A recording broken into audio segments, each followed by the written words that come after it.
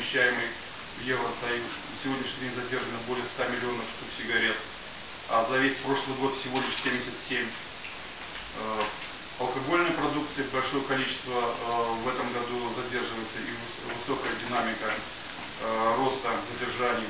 В прошлом году за соответствующий период около 5 тонн было задержано, за соответствующий период этого года уже более 43,5 тонн алкогольной продукции. И имеет место активная динамика задержания наркотических средств.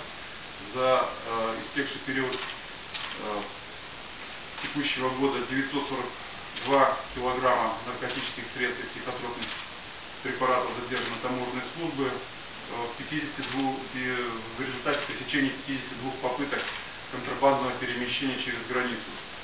За прошлый год показатели были немногим более килограмма и в 37 случаях пресечения контрабандного перемещения. Так вот, динамика результатов по оценкам Государственного таможенного комитета не связана с формированием таможенного союза и влияние на процессы, которые проходят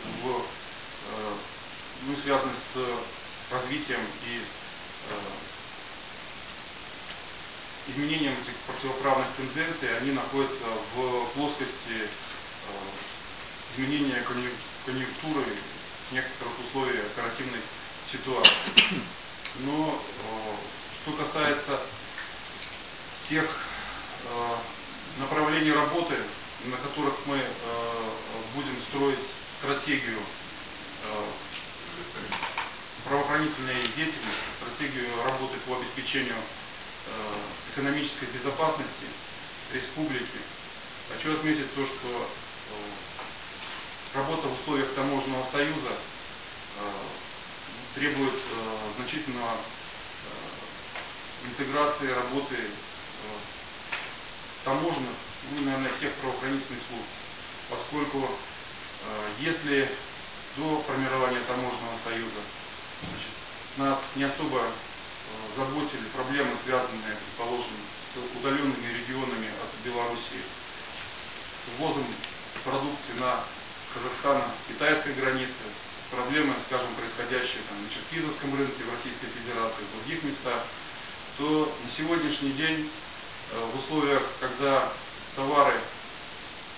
иностранные товары свободно перемещаются в пределах таможенного союза и контрабандно ввезенные товары на территорию Российской Федерации, на территорию Республики Казахстан могут перемещаться и вовлекаться в экономический оборот на территории Республики Беларусь, в сферу интересов и стратегических интересов правоохранительных служб попадают и вот эти проблемы.